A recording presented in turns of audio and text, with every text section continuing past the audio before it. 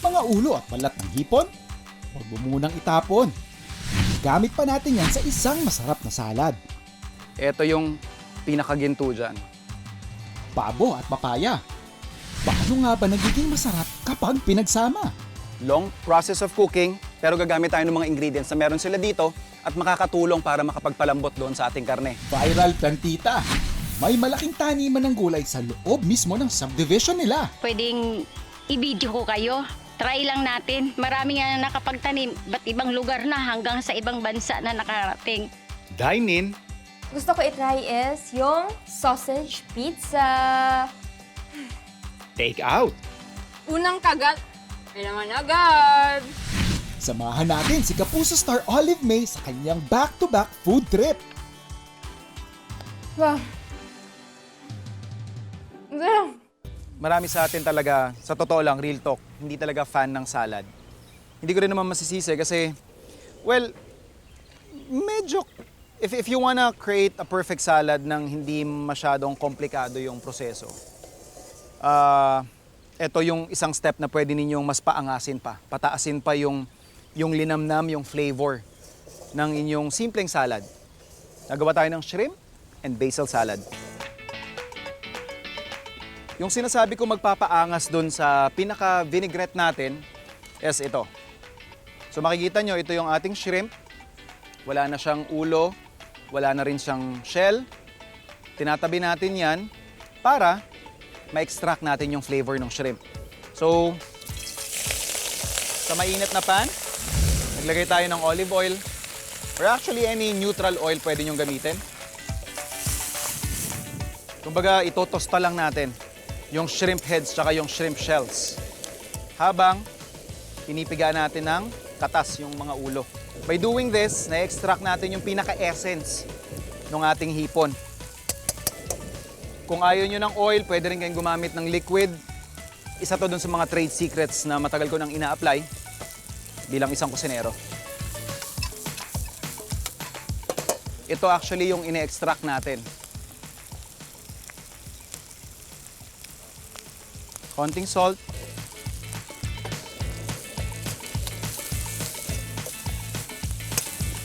And turn off the heat. Yan, pag nakita nyo na yung ganyang kagandang kulay, ibig sabihin yan, okay na yung ating shrimp essence.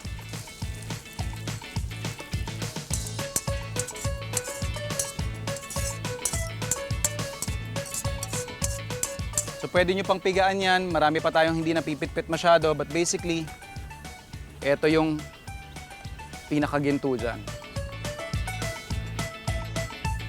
So guys, alam niyo yung pag nasa daan kayo, nagda-drive on the road, tapos bigla kayong nagutom, like gusto niyo lang ng quick snack, ganun, may perfect place ako para sa inyo, which is Banh Mi Kitchen. Mag-order na tayo kay Ate Cha ng ating sandwiches. And ito yung order ko po, Miss Cha. Isang classic at isang lechon baka.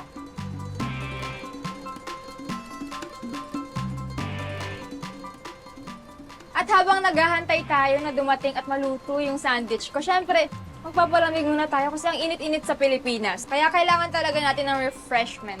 Kailangan natin ng drink, which is perfect na perfect, yung Forest Berries Tea. Wow! Grabe.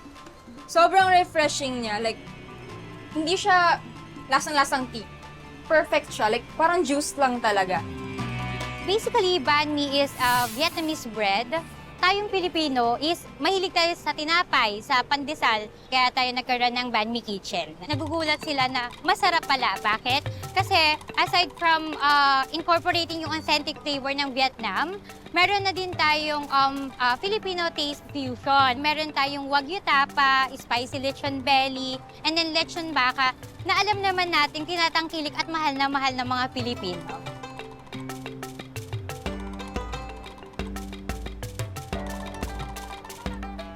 Here's your order, ma'am. One Yay! classic and one lechon. Thank you po, Ate Cha. So, I got my order now and let's go. I need it sa ba. First, I'm gonna try the lechon baka kasi first time ko matatry ito. Na lechon baka sandwich. First bite.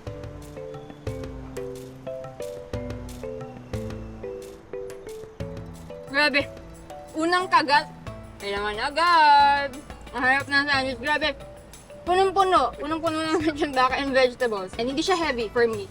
And yung ano niya naman, yung bread niya, sabi nila it's made of wheat and rice flour. And homemade pa. And sobrang soft niya. Hindi siya yung bread na parang ang tigas na pag kinain mo. Okay, ito next sandwich natin is the classic one.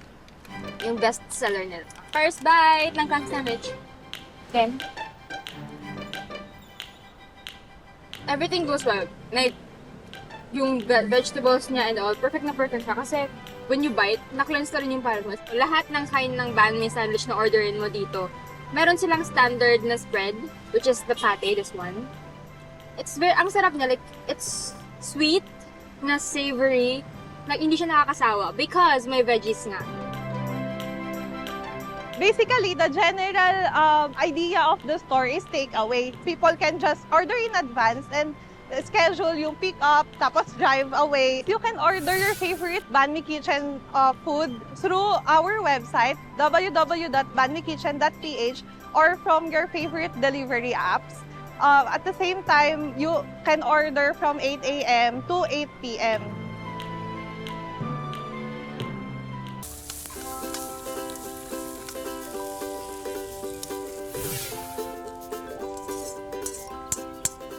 Ito yung pinakaginto dyan. So we're just gonna save that. And using the same pan, okay, kuha lang ako ng konting essence.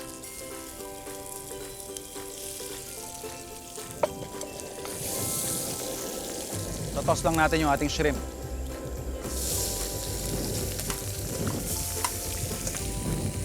Season natin yan ng konting salt.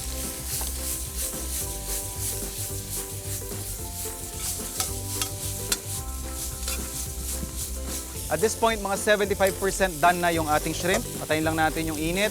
And basically, hayaan lang natin na yung init ng pan natin yung tatapos dun sa cooking process. While we prepare yung ibang components ng ating salad.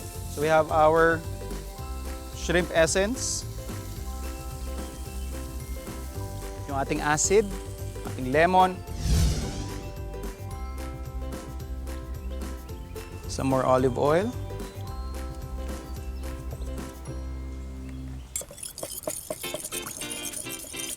So yung ating tomatoes, cut lang natin yan.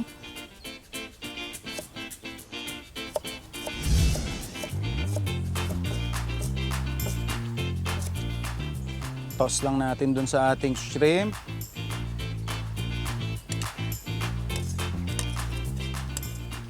Yung ating vinaigrette.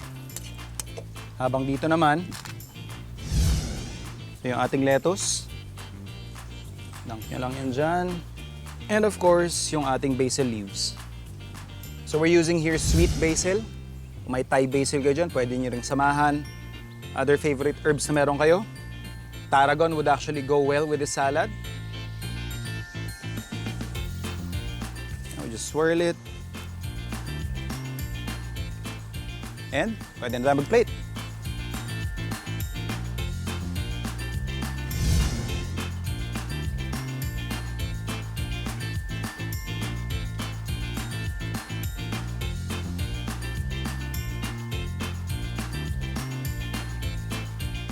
Hello, kaplantito, kaplantita! Magandang araw po muli sa inyo!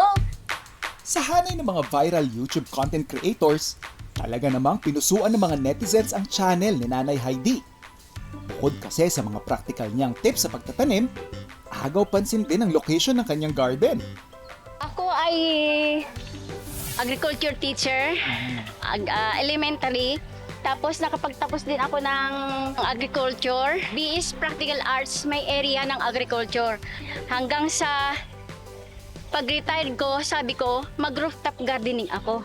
So sabi ng anak ko, dahil nagkaroon tayo ng pandemya, sabi niya, ma, pwedeng i-video ko kayo. Try lang natin, sabi niya. Doon nagsimula na na-inspire ako dahil sa dami ng may gustong magtanim at marami nga nakapagtanim, ba't ibang lugar na hanggang sa ibang bansa na nakarating. Sa ngayon, 528,000 na ang aking follower. 1 month pa lang nakalipat yung anak ko, nagpatawag na ang subdivision homeowners association sa ng meeting. So umattend ako kasama niya. Then nabanggit doon na pwedeng magtanim sa mga bakanting lote. At pag dumating na lang ng may-ari, ibigay nyo na lang. Sabi niya ganyan. O pag dumating at gusto ng gulay niyo, bigyan nyo. Ito, dito po ako sa bakanting lote na to. Puro talahib. Ayan po yung mga ginagawa kong ganito. Dito ko po nakuha. Pati mga ugat niyan, pinagkakalkal ko para mataniman ko ng gulay. So lahat ng maabot ng aking kaya na hawanin, hinawan ko na po sa likod ng bahay, sa gilid ng bahay. Tuso tawid na to at tawid rin yan. Kung napapansin po ninyo, may isang puno ako ng papaya dito na hitik na hitik sa bunga, no? Marami na po akong napakinabangan dito. Actually, ginagawa ko na itong prutas ko. So, ayun, may malunggay ako dito, may kamyas. Sa pagtatanim, hindi hadlang ang edad. Hindi rin kailangan ng malawak na lupain. Tulad ni Nanay Heidi, sipag at tiyaga lang ang naging puhunan para sa pangarap niyang urban garden. Nakakatulong na sa iba, viral pa sa internet. Unti-unti, 2 hours in the morning, 2 hours in the afternoon. Masaya po, masigla ang katawan. Hanggang sa muli po, bye-bye po! Doon sa mga improvements na napansin ko nung huli akong nakabisita dito sa Freshka Farm, is yun nga, meron na silang location or parang may dinesignate na silang area para doon sa kanilang livestock. Ito, isa doon sa mga inaalagaan nila ngayon is yung kanilang pabo. Ito nyo naman, size nito. Ito ang pabo. Kapag makikita mo yung mga ganyang taba, which is perfect para dun sa pagbibuild natin ng flavor. So, medyo, tansya ko, may edad na rin itong pabo na to. Cooking technique na i-apply natin sa kanya is something na masaselebrate pa rin natin yung linamnam ng ating pabo.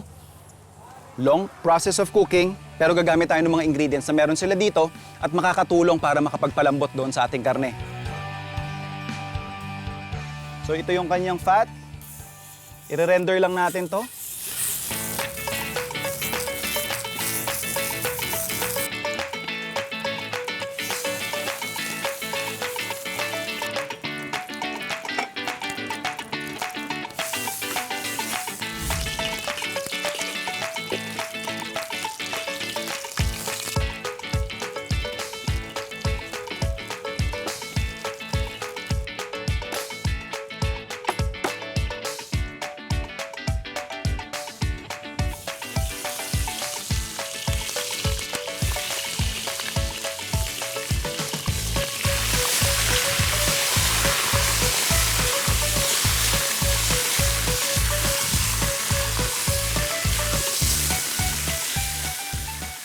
Para lang mas ma-enhance yung flavor ng ating gigantic pabo, hiwa lang tayo ng mga aromatics gaya ng luya, sibuyas, tsaka bawang.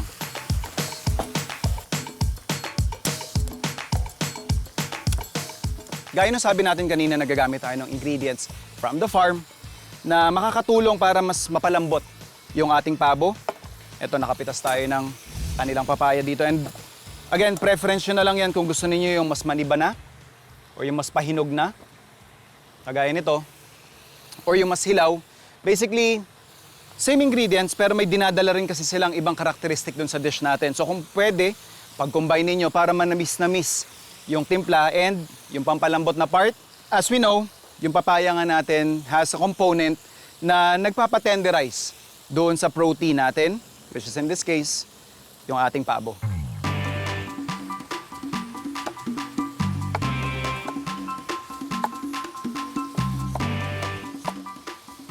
So hindi ko nilalahat yung ating papaya kasi mamaya gusto kong magkaroon lang din ng contrast doon sa texture. Sinasabay ko ngayon yung mga 3/4 na dami ng ating papaya para mamaya medyo malambot na siya. And yun nga, yung natitira nating gayat, sa dulo, para medyo may makunat-kunat tayong makakagat. So after natin mailagay yung ating papaya, lagay lang tayo ng stock and yung ating pangalawang piga.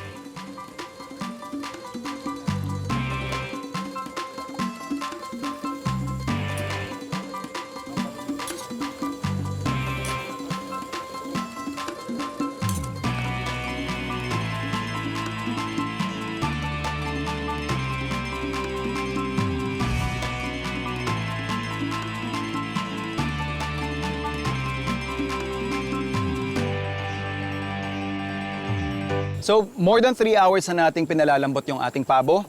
And gaya nga nung sinabi natin kanina, just for contrast lang ng flavor na hindi lahat ng papaya natin sa loob durog. Ito, last part ng cooking process natin ilalagay yung natitira nating papaya.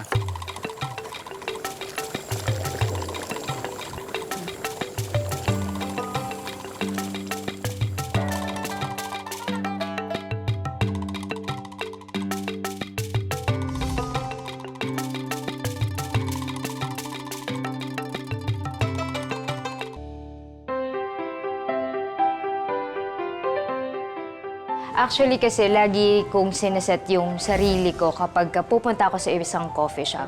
Gusto ko relaxing, comfortable ako. So yun po yung concept namin dito na pagpasok nyo pa lang, mafe-feel nyo na yung vibes, relaxing. Sa nakikita nyo din sa paligid, sobrang kalmado lang po. Pagkapasok ko pa lang dito, sobrang nag-flashback na sa akin yung mga memories of childhood. Like yung furniture, yung mga antiques, like sobrang naging familiar siya sa akin kasi nakikita ko to sa bahay ng lola ko talaga. So, eto. Alam niyo ba to? Walaan niyo ano to? First option, A. Lalagyan ng alahas. B. Plancha. C. Laruan. Walaan niyo. And ang tamang sagot ay plancha. Ito yung plancha dati. And nilalagyan siya ng uling. Di uling na plancha. Ito yung ginagamit ng nanay ko dati na nakikita kong nagamit niya na nga talaga sa bahay ng lola ko. And ito yung parang di ba usual nilang ginagawa. May gantong cabinet, tapos may nakapatong na TV. Tapos tinan niyo po yung TV, it's very... ganito yung TV dati, walang remote. Yung gagawin niya para ilipat sa channel, ganito. Iikot-ikot yung ganyan. Etong windows made of kapis, ginawa rin siyang table. Sobrang... Ayan, pag nasira yung pinto nyo, pag nasira yung bintana nyo, wag itapon, gawin yung table. Yes, kasi may use pa rin siya. And diba sobrang ganda?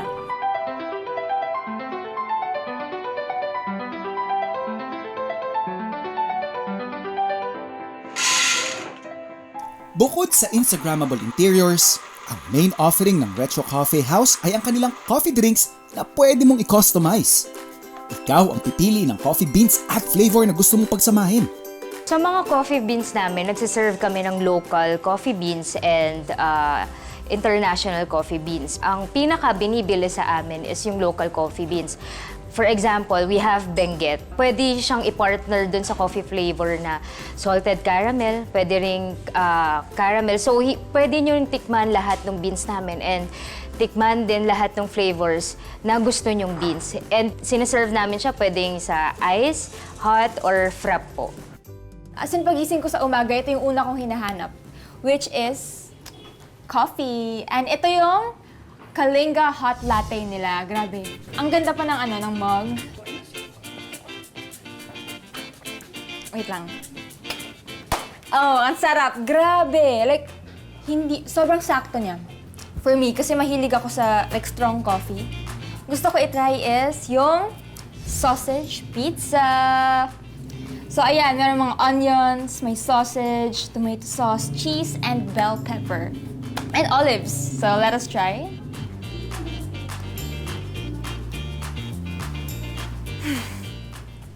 Yung sausage, yung cheese, tomato sauce, they're all really, parang sobrang match.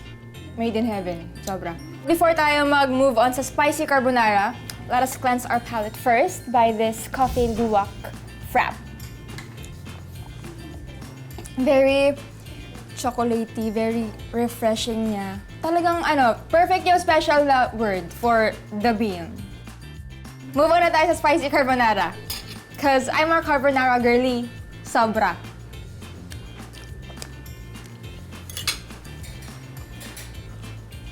Wow. Wow. Okay, unang kagat pa lang. May kick na ng spiciness. I think, pag nagluto ako next time, lalagyan ko na siya ng chili. It's a good idea. Very creamy, hindi dry, ang sarap ng sauce. At syempre, ito kasi yung ginagawa ko pag carbonara.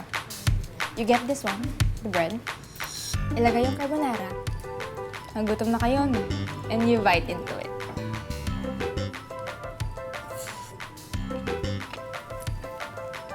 Grabe. Ang harap ng bread. The herbs and butter. Sobrang sarap.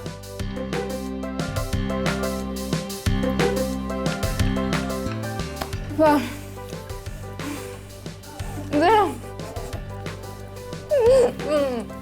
Wala, mapapasaya ako sa sarap talaga, please. Hindi siya yung sobrang tamis, sobrang moist, and sobrang lasa ko yung cinnamon. Very perfect. Like, pwede nga siyang partner dito sa coffee. Dito rin sa frap. Matcha pa! Ang saya naman ng buhay ko, please. Ang sarap ng matcha. Sa mga matcha lovers dyan. Perfect!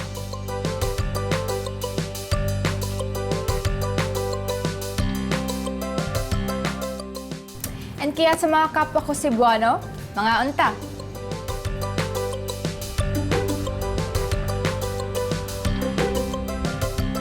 Anong dish ito, ma'am? Anong tawag to? Tinutungan, Tinutungan? na native na manok na may kasamang baboy, native din, with langka. Tinutungan? Opo, yung kinayod na nyog, bali nilagyan ng uling na may baga, parang smoke. Opo, parang kwento typical to sa Quezon, Bicol na technique. Opo, tsaka sa Laguna. Para sa kanyang tinutungan, pinigalang ni Miss Marilyn ang kinayod na niyog na may uling. Nag-isa siya ng bawang, luya at sibuyas, sa kanya hinalo ang baboy at manok. At pagkatapos ay nilagay ang gata.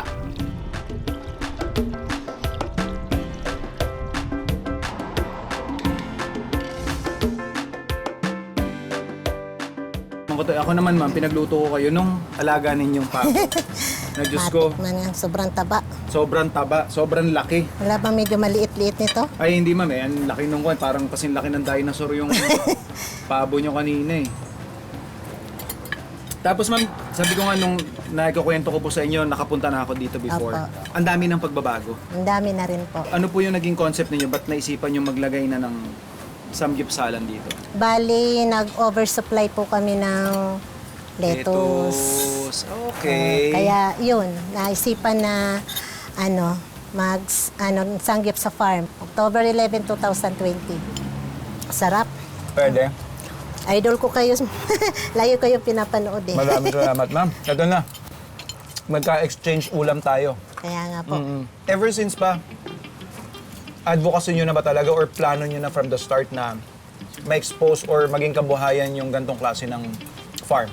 Sa Bicol pa, gano'n na talaga. Nagtatanim ako. Tapos, pero dito lang talaga na-enhance lalo yung sa pagtatanim at sa pag-aalaga ng mga hayop. May certain satisfaction po ba kayo nakukuha? Ba't nyo po piniling mas maging farmer ngayon? Kasi yung farmer, wala kang amo. Sarili mo yung oras. Yes. Tapos, naisipan namin magkaroon ng livestock kasi para maging zero waste yung lugar namin. Totoo. Yung mga leftover ng vegetables napupunta sa baboy. Simpleng luto pero masarap. Tsaka hindi masyado maano sa ingredients yung hindi mahal. Yung buko, yung nyog dito lang. Yung sili nandito lang. Siguro kung may binili man tayo dito, yung mga pangyusla lang, ano? Mantika. Ito? Tsaka luya Ito, mama. mayroon. Yan. Sariling mantika. Ito. Ah. Ni isang patak na mantika. Wala po akong nilagay dyan. Ang pinagbalatan ng pagkain, huwag itapon. Dahil meron pa itong taglay ng linamnam. Ang nakatenggang lupa sa paligid, maaaring taniman ng halaman. Ang lumang gamit, pwede pa ring magamit. At ang sobrang gulay ay pwedeng maging simula ng negosyo. Kapag pinairal ang pagiging malikhain, ang mga maliliit na bagay sa ating paligid ay maaaring makapagbigay pa ng masaganang bunga.